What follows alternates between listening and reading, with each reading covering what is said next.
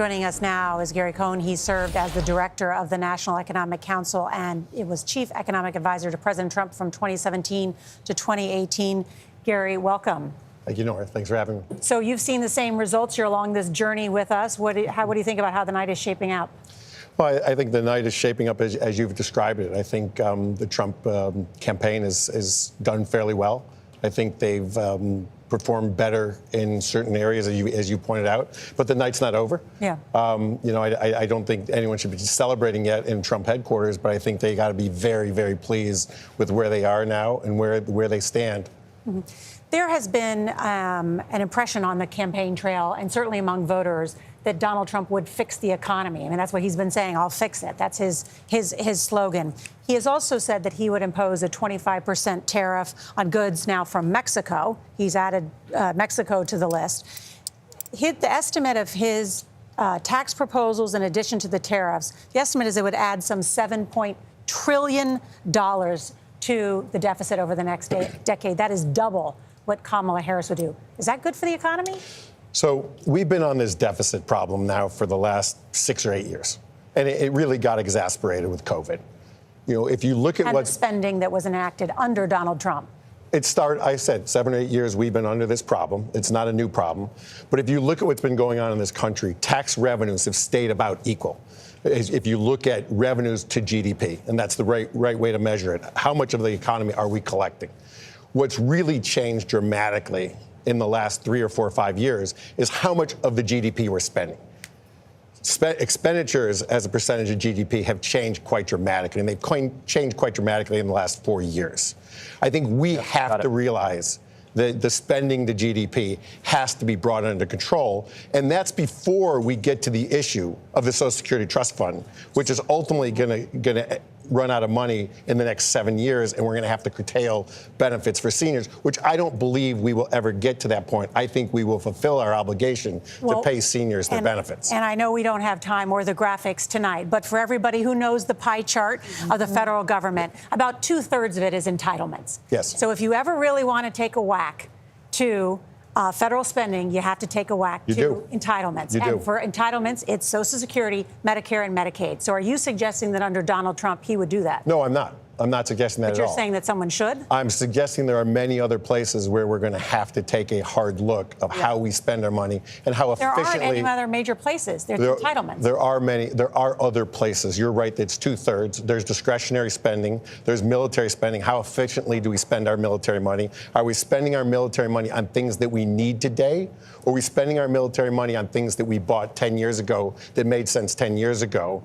And they're creating jobs in certain economies. Now, that's important. The jobs are really important. But I think we have to take a fresh look at everything we buy in the country, why we buy it and why we spend that money. Was there anything about Donald Trump's presidency where he exercised fiscal constraint?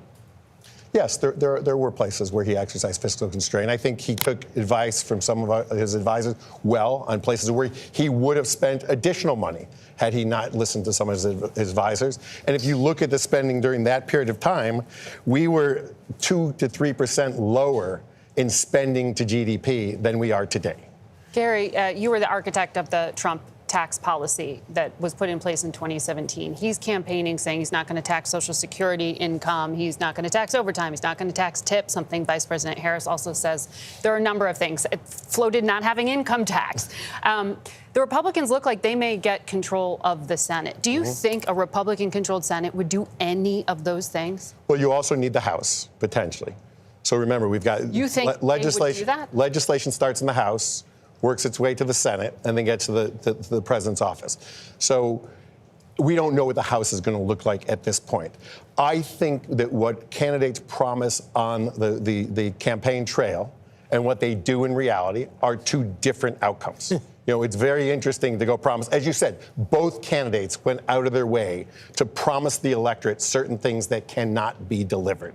We, at the end of the day, we are going to have to tax some things because we do spend money. As you point out, we have enormous entitlement programs in this country. We have interest on the debt. We have to service our debt. We have a military that we have to invest in. In fact, we have to continue to invest more in. We can't do that without raising money. So if you're going to change the way we tax and not tax certain buckets of income, and you're going to bring back SALT deductions, because both candidates want to bring back SALT deductions as well. State and local tax deductions. To yes. the coasts. The amount of taxable income that we're going to have in this country is going to be very small, and it just won't work.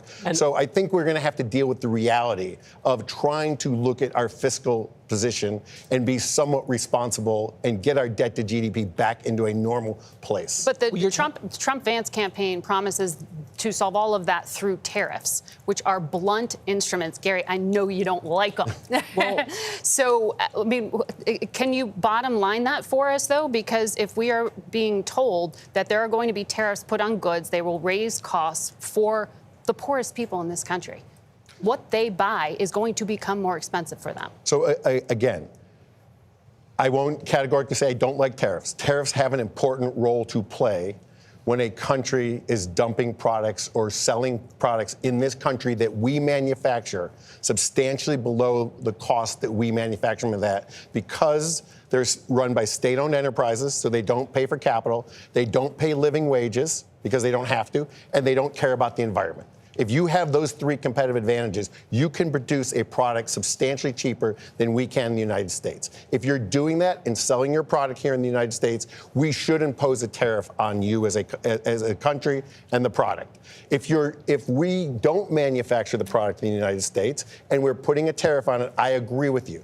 We're putting a consumption tax on our consumers, and therefore they will be able to consume less products, and therefore we will stop economic growth. We'll slow down economic growth. That's not what we want to do. Gary, if he takes the White House again and he asks you to come back, would you go back to Washington? Thank you for having me. You know, right now I've got the greatest new job in the world. I just became a grandfather, and it's a lot of fun.